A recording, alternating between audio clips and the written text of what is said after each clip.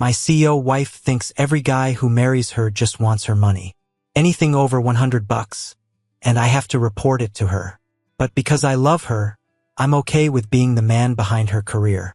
On the day of the car accident, she denied my $3,000 surgery request. She said, "Do you know $3,000 is what many people live on for a month? I'm not earning money for you to leech off me." Without timely surgery, my hand ended up permanently damaged. Just after getting off the operating table, a childhood friend of hers, who just returned from abroad, posted a photo on social media. It showed a $5 million watch with the caption, "Some little girl still wants to give me the best, just like when we were kids," tagging Christina. I didn't react like I usually would, with arguments and fuss. Instead, I liked the post. "Great, you two spend your whole lives like this." "John, what do you mean by your comment to Peter? Everyone was having fun. But now he feels guilty because of you. He just got back. What's wrong with me giving him a gift? We've known each other since we were kids. Can you stop being so irrationally jealous? Is that so? Sorry, it won't happen again." The line went quiet suddenly. Every time we fought over Peter, I'd demand an explanation from her. Even though it always ended badly and I was the one left hurting, I'd still want her to prove something to me next time. This was the first time I didn't argue back against her questioning. She didn't realize this accident made me rethink our relationship. I hung up before she could respond. After deleting that comment, Christina's call came in. This time, her tone had softened. "I'm not blaming you. Anyway, where are you?" "The hospital." "Okay, you probably can't afford a cab, right? I'll come to get you." The hospital corridor was dark and without heating. It was a bit chilly on this snowy New Year's Eve. My hands, red from the cold, gripped the phone tightly, and suddenly it all felt ironic. "Aren't you curious why I'm at the hospital?" Peter's voice came from her side. "Christina, is John still mad at me? I didn't think he'd overthink this." I replied coldly, "Christina." She had just said she'd come to pick me up. After a pause on the other end, she said, "I'll send the driver to get you," and hung up. Listening to the empty beep, I closed my phone and sighed. As expected, the one left behind was still me. Same as always, but surprisingly, there weren't any tears. No sadness, just a little heartache for myself. I stood at the hospital entrance. The cold wind swept my one long parka, full of chilly air. A homebound taxi driver stopped and rolled down the window. "Need a ride home? I can take you for free so you can enjoy the New Year's Eve dinner." I smiled softly. "Thanks, but someone's picking me up." Taxi after taxi passed, but Christina's driver never showed. Maybe they forgot about me again. I didn't flood her with calls like before, demanding she come immediately. Instead, I flagged down a passing cab. I knew I had no money on me, but I couldn't bring myself to contact her again. As the car reached my neighborhood entrance, fireworks suddenly exploded across the sky, lighting up half the night. I paused, and the taxi driver explained with a smile, "I heard it's a fireworks show bought by Christina for her husband's return. It costs $1,000 per display." "Christina's husband?" I turned to the driver, who nodded. "Yeah, heard he just got back. There was a misunderstanding about her and another man, so she spent big to show her loyalty. Christina went all out. Can you believe it? So I'm the other man, huh?" I lowered my eyes, giving a silent smile. The driver marveled. "It's a good thing rich folks splash out like this. Us regular folks get to enjoy the fireworks too." I looked out at the window. True. Such a grand display of love makes it hard to tell who Christina's real husband is. No wonder picking me up wasn't a priority. "Sir." "Sir?" The driver's voice brought me back to reality. He apologized and smiled. "You haven't paid yet." I slipped my wedding ring onto the front seat. "No change needed." "Wait, sir. That's too much, sir." Ignoring the driver's calls, I walked into the neighborhood. As I was about to enter the dark villa, a huge burst of light flared behind me. I turned around to see even brighter sparks forming a gigantic rose in the sky, while drones spelled out, "Love like youth, no cost spared." I thought maybe the person far away feels happy. The dazzling fireworks lit up half the city, except for the shadow it left me in. A few steps forward brought me into the illuminated area. This was the warmth my wife crafted for another man. Briefly, my heart ached. Each time Christina rejected my important financial requests, Ken would always cover the costs for me. I shook my head. No, I wanted to ask if the company is hiring.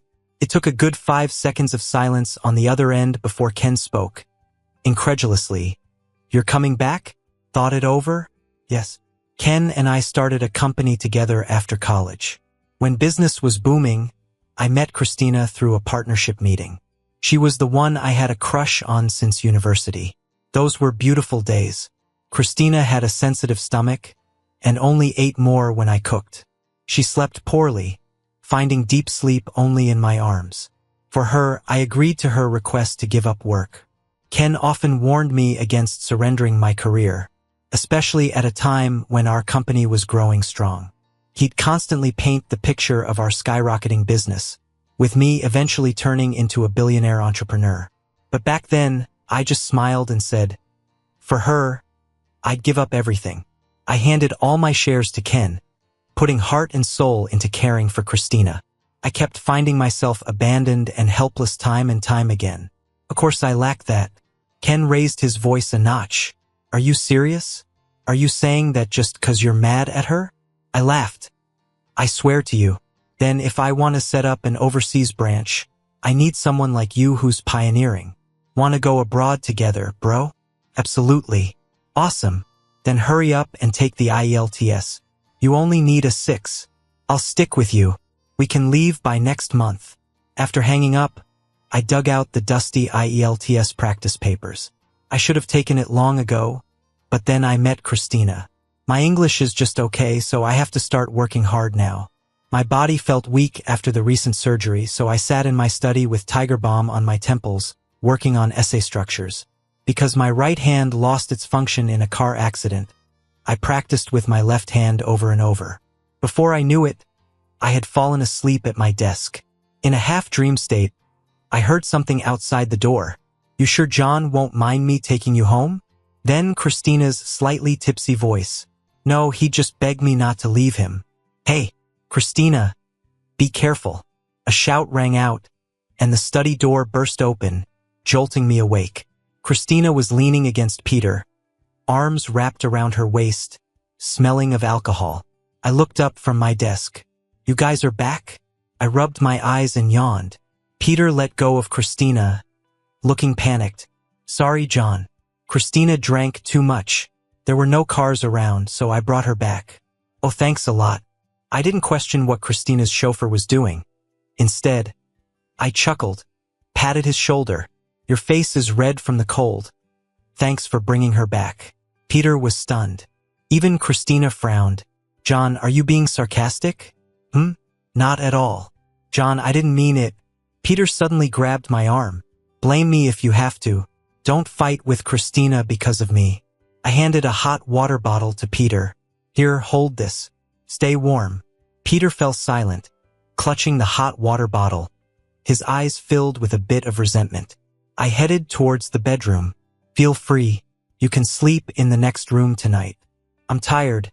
Can't keep you both company any longer. Good night," I said, going into the bedroom and shutting the door. Outside, the two stood frozen. I barely closed my eyes before the bedroom door quietly opened. "John." A light voice whispered, too tired to respond. "John, I know you're awake." Christina sounded a bit angry. I forced my eyes open. "What's up?" I sent him on his way. "Oh, not letting him stay a night?" Her brow furrowed. "John, Peter and I grew up together. I hope you don't get jealous for no reason." "Jealous?" I laughed. "It just snowed late at night. Roads are slippery. I thought it'd be unsafe for him to drive home." Christina was taken aback. I went back to sleep. She pressed against my back, her breath by my ear. "Don't you have anything else to say?" I kept my eyes shut. "Say what?" Usually you'd have a lot to say at times like this. I opened my eyes. True, every time I saw her with another guy, I'd argue, demand she prove herself. You two grew up together, why would I be jealous? Christina's hand on my shoulder tightened. For the first time in our little battles, she had nothing to say. In my half-asleep state, a hand slid across my stomach. I shivered and quickly caught it. No, I don't want to. She held me, but it's been so long. I clenched her hand. Aren't you curious why I went to the hospital today? My work report said surgery, but not once did she ask how I was. She laughed. I know, just a cold or something. Let me make it up to you? I don't want to. I wrapped myself tighter in the blanket. I said I'm tired. In my relationship with Christina, I was always the one accommodating her. I was always begging her for things. Refusing something like this? Never. The hands behind me tightened. John, you're usually the one begging me for this. Really? No need anymore. She said nothing. A moment later, the bedroom door slammed loudly, waking me from almost sleep. I turned. She was gone from the bed. She'd slammed the bedroom door shut and left. Soon after, I heard a car engine start. I didn't chase after her, didn't text her an apology like I usually did when I upset her. Instead, I finally lay in bed, actually able to get some solid rest. The whole next day, Christina didn't come home. I didn't check in on her like before. I met with Ken, discussing our next steps. He was thrilled, almost set off fireworks, finding out I was getting a divorce. Knew you'd come to your senses. You're not meant to be some house husband reporting every penny. I chuckled. Then Christina called. It's dark now. Where are you? I paused. You're home? Usually, after a fight, she'd leave me hanging at home for a week until I completely lost my temper before coming back. Nearly at the door, fireworks burst across the night sky brightly. I looked up just like what I saw last night. As I watched, lost in thought, a Rolls-Royce pulled up and a familiar figure stepped out. Christina smiled at me. Like it? Was it for me? What? Thought I'd forgotten. She stood beside me, linking my arm and watching the sky with me. I was drunk last night. Let the driver head home early for New Year's Eve. So Peter drove me back. Hope you don't mind. It's beautiful. Lost in the fireworks, my reply was absent-minded. Christina called, breaking the moment. John. I turned. Yeah? She had a slight displeasure in her expression, but eventually sighed. I know you're upset because I arranged a fireworks show for him, but he's just returned to the country, and then there were your comments before. Why would I be upset with you? I chuckled. I can also see the fireworks show you gave him. Isn't that nice? John. She was stunned. Anyway, thank you. This one was even better than last night's. She studied my expression. You're not angry? Why should I be angry? You guys grew up together and one of you just came back to the country. It's only right to give him something. Christina stood there, stunned. A moment later, an emotion that seemed like guilt seeped into her usually indifferent eyes. She tightened her grip on my arm. Let's go on a trip? You've been cooped up at home for too long. I thought about how I needed to prepare for the IELTS and shook my head. No, I'm fine at home. Her hand, which was holding my arm, froze. But I already booked it. Then take someone else? John, she frowned. I chose an intimate couple itinerary. I lowered my gaze, watching the fireworks reflected in her eyes. If I'd heard a few days ago that she was willing to put in effort for me, especially for a couple's custom trip, I'd have probably been thrilled to hug her. After all, I enjoyed being her husband so much that I wanted everyone to know we were a pair. But now I just smiled gently. Thanks for your effort, but I really can't go. Her face was full of disbelief. I lightly pushed her hand away. It's too cold outside. Let's go back inside. I turned and opened the door. But when I looked back, Christina hadn't followed me. Instead, she got into the car, slammed the door shut, making a loud noise. Then she started the engine and drove off. She's always like this. Whenever we have a disagreement, she leaves me standing there, then blocks every way to contact her, waiting for me to run out of emotions and reconcile, leaving a tired-out me to clean up the feelings. But now I didn't even send a message. I went inside the house. Christina didn't come home for a whole week. I didn't ask, just spent my days with Ken, sipping tea, memorizing words, and practicing speaking. And I successfully got hired with an advance paycheck from Lynn. The stock transfer might take a little time, but in the end, everything will be returned to you. Since you got married, our stocks have increased a lot. Ken excitedly told me about the company's development these years. The more he talked, the more bittersweet I felt. Thank you for all your hard work over the years. Just as I finished speaking, my notification pinged with a special alert. It was a post from Peter. I used to be bothered by Christina and her childhood friend, Peter, who was abroad, because every time Christina went abroad, she would always spend time with him. I didn't want them too close, but I was curious about what happened between them, so I awkwardly set Peter as special attention. In the post, he was wearing sunglasses, sitting in a helicopter, with an arm around someone's shoulder, happily taking a selfie. The caption read, "Who says childhood sweethearts can't have an intimate trip?" Though the person beside him had sunglasses and a mask, I recognized Christina immediately. I didn't call to question why she took Peter there. I only liked the post and then removed Peter from special attention. As soon as I put the phone down, Christina called. "I'll be home for dinner tonight." I didn't quite get what she meant. "Should I save some food for you?" Christina's voice was a bit restrained. "John, don't you understand what I mean?" I didn't respond. She hung up. "We don't have a maid at home. For one, she only likes my cooking." Later, it became her reason not to hire a maid, thinking it would encourage my laziness. Back home, I made dinner for two and sent her a message. "What time will you be back?" She didn't reply. I didn't wait foolishly late into the night as I used to. I ate my part alone. Waited a bit longer, but still no word from her, so I packed up her meal in the fridge, covering it with cling film. I needed to study. No time to be tangled up with her. However, studying at home seemed inconvenient. Perhaps I should go to the library tomorrow. No worries about her coming home and disturbing me there. The next day, I went to the library. By the time I was hungry, it was already dusk outside. For the first time, I realized I hadn't thought about Christina all day. Turns out I didn't need to rely on her to have my own little world. Just as I thought of this, Christina's call came in. "You're not home?" "At the library."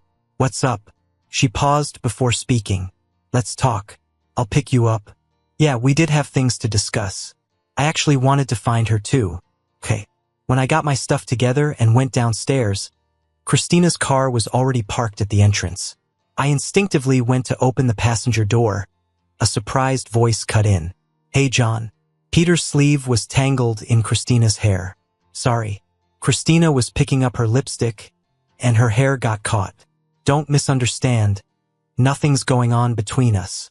Even so, his casual placement of his hand on Christina's hand and his challenging glance really weren't apologetic. Christina glanced at me, lifted her hand, and untangled her hair herself. At the same time, she looked up at me, cold eyes filled with a hint of probing, as if trying to catch something in my expression. I didn't ask why she brought Peter along, or why his seat was up front. I didn't need an explanation on why her hair was so entangled. I just smiled casually. "You grew up together. What would I misunderstand?"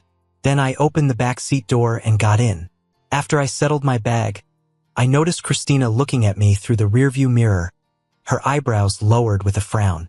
I had no clue why she was upset. Was she mad because I didn't demand she prove her innocence like before? "What's up?" I asked. She seemed to have something stuck in her throat, and finally, she sighed heavily and started the engine. "Nothing." Peter looked at her cautiously, glanced at me through the mirror, seeming a bit annoyed. "How about we eat out today?" Christina said as she drove. Peter nodded immediately. "Sure, let's go to that place we used to go. I haven't eaten there in ages." I was asking John. I was listening to a language lesson with headphones, and her words caught me off guard. "Me?" "Yeah." Christina looked at me through the mirror. "How about that restaurant we went to on our first date?" Peter's face fell. I shrugged indifferently. "Whatever." Christina continued looking at me, maybe waiting for more words. When I didn't say anything else, she sighed softly and gripped the steering wheel, a bit agitated. Peter gently touched her arm. "Christina." "Shut up." Christina yelled under her breath. I was stunned. It was the first time she got mad at Peter, especially after not seeing each other for so long. Peter let go of her arm and looked at me angrily through the mirror. Then he suddenly held his head, wincing. Ouch, my head. I noticed Christina's hand pause. What's wrong? Is it acting up again? Peter's frown deepened. I don't know, it just hurts. Christina, can you take me to the hospital? Going to the hospital meant taking a detour. The nearest one is kilometers away. Christina looked at me through the mirror. But, ouch, Christina, I can't stand it. Christina gripped the wheel tightly and slammed on the brake.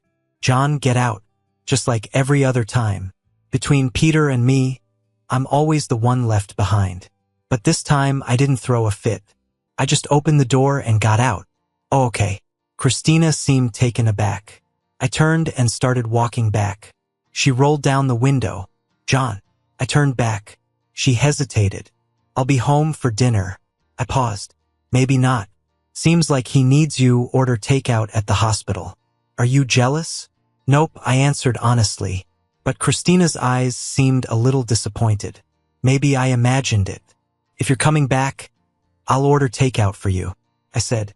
She paused. I removed the financial cap for you. You can spend up to 5,000 yuan anytime you like. Oh, thanks, but no need. I chuckled lightly and walked away.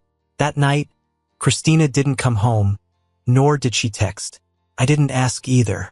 I just reviewed the test papers from the day and fell asleep. A whole week passed before my IELTS speaking exam, and still not a word from Christina. I guess with all the exam preparation, I had almost forgotten about her. Until I went for a checkup at the hospital and saw Peter near the entrance. Christina wasn't with him. I nodded politely. All good now? He didn't speak and just handed me a paper.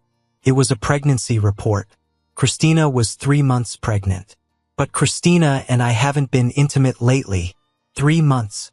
That lines up with when Christina was abroad on a business project. It's mine and hers, Peter said coldly, lifting his chin as he looked at me. I think you know what to do. You know who Christina will pick between you and me.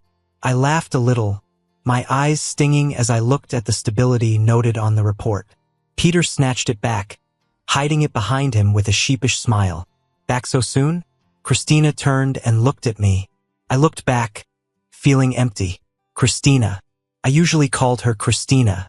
Only in the early business days did I use Christina. She frowned and reached for the report behind Peter. What are you hiding? Oh, nothing. Let me see. Christina snatched it and looked at the report, then at me. She suddenly laughed. Are you upset about this? I didn't say anything. For some reason, her laughter seemed like a relief, her tone back to its usual firm control. I wanted to tell you later, didn't want to make you jealous. No, I wouldn't. I smiled. I've talked to a lawyer about the divorce. Once you have time, let's finalize it. Christina froze. What did you say? You two talk. I have things to do. I pushed past Christina, flagged down a taxi, and left. That evening, Christina came home. A dim lamp lit up the living room. I was drowsy on the couch when the door opened, instantly waking me up. She stood at the entrance. I heard you got into an accident. I'll come with you for a checkup tomorrow. It's been ages since my car accident. She just found out. If she had even a little bit of husbandly care in her heart, how could she not know by now? No thanks, I have plans tomorrow. But I want to go with you, she said, sounding a little anxious. I shook my head. It's really okay. I headed towards the bedroom. As I walked by her, she grabbed my hand tightly. After 3 years of marriage, it was the first time she'd held my hand that tightly. After seeing that prenatal test paper, you really have nothing to say? I wasn't sure what she wanted to hear. What am I supposed to say? Her hand trembled a bit, and Christina's voice was shaky too. What about what you used to say? Before, if I saw a prenatal test paper, I probably would have gotten furious, smashed things, and had a huge argument with her. I sighed. Is there anything useful I can say? John. As I tried to leave, she quickly pulled me back. The prenatal test is fake. I just wanted to make you mad. I silently pushed her hand away. I turned and took my medical record from the drawer and handed it to her. But it's true that I can't hold a pen with my hand anymore. The record slipped from her hand once she saw the latest page. The other day, I needed $3,000 for that, I said calmly with no resentment, as if it was something that happened ages ago and wasn't a big deal. It got delayed, and I lost the use of my right hand. Now I'm a lefty. Seeing me holding my phone with my left hand, she started to tremble. She knew the delay was because she rejected my application. So all these days you've been punishing me in this way? She looked at me with red eyes. I shook my head. It's in the past. Don't overthink it. A trace of despair appeared in her eyes. Don't overthink, it was something she'd always said to me. But I wasn't trying to argue through this phrase. It was just heartfelt. I turned and closed the bedroom door. Lying in bed, it took a while before I heard footsteps fade away. I had an IELTS exam the next day, so I closed my eyes and quickly fell asleep. The next day, after the exam, Christina was waiting at home for me, which was rare. When she saw me, her eyes were a bit red. John. Her voice was a bit hoarse. She walked over and pushed a gold card into my hand. From now on, spend my money as you like. Looking at that card, I remembered her saying all her savings were on that card. During the worst of our fights over Peter, I couldn't even touch it. Thanks, but it's not necessary. I put it back in her hand. She looked at me, her hand not clutching the card. It took quite some effort to get her to take the card back. John. Oh, Christina, this is the list of applications I've submitted to you over these 3 years. I pulled out a stack of financial papers from my bag. In the past 3 years, I've applied for $6,721. With interest, let's say $7,500. I recently found a job, so I'm paying you back. Saying this, I took out a wad of 100 yuan bills. I placed the money and papers on the table, looked at her. If you're unsure, Christina, you can call a financial officer to count. She looked stunned, then grabbed the papers crazily, flipping through them one by one. Each clearly stated the date, amount, and purpose with a financial stamp on it. She kept looking at the stack, nearly despairing, clenching it in her palm. All this time, have you only applied for this amount? Yeah. In 3 years, she spent less on me than Peter's return gift. Yet, she was always worried I was bleeding her dry. She sat on the couch, her whole demeanor suddenly looking worn out. I sat beside her, and she quietly said, barely audible, I'm sorry. It's okay. I placed the divorce papers in front of her. Christina looked up, shocked at the sight of the papers. I stood, you can think it over. I'll come back in 3 days. I said this and walked out. Where are you going? Oh, I've rented a place. Planning to move out today. But isn't this your home? Christina stood up suddenly. I glanced around, it used to be, I guess. She seemed taken aback. Looking around, she realized all my things were packed away. With red-rimmed eyes, she held on to me. How could you leave without telling me? Who let you just go, no notice? I looked at her, but I've been packing for 2 weeks. Had you paid a bit of attention, you wouldn't think I was deliberately hiding anything. Her hand froze. 2 weeks ago, she was spending time with Peter. John. Her voice trembled. There was never anything between me and him. I just love you too much. Everything I did was so you'd never leave me. I never thought of separating from you. Peter is just my brother. Those things with him were just to upset you. I pried her fingers off one by one and turned the doorknob. Think it over and sign it. Otherwise, I'll see you in court. During the 3 days staying with Ken, Christina kept sending me messages. From photos of when we first met to our wedding day to my birthday gifts to her. She brought up all our past, trying to remind me. But over 3 years, there were only a few moments worth remembering. On the other hand, the painful memories, those too many to count. I sent her screenshots of our fights when she repeatedly left me for Peter. In no time, it turned into 99+ messages. Christina didn't reply again. 3 days later, she signed the revised agreement and gave it to me. I initially asked for only 30% of the assets, as I'd indeed relied on her financially over these years. But she ended up giving me 70%. With dark circles beneath her eyes, she looked at me. Restricting your expenses was just my way of ensuring you'd always stay by my side. But I was wrong. You're gone, and money doesn't mean much to me now. I didn't refuse. I don't feel anything for her anymore. There's no reason for me to turn down her offer. John, I won't compete with you for Christina anymore. Can you please put in a good word for me? She's blocked me, and I can't reach her. She even took back all the gifts she gave me. I don't even have a place to stay right now. She only listens to you now. Please, can you speak to her for me? I'm just standing on the street, not knowing where to go. I sighed. I can't help you with this, because I blocked her too. I hung up and blocked the number. Ken was ahead, dragging a suitcase, and looked back. Hurry up. The plane's about to leave. I grabbed my suitcase and caught up. Coming.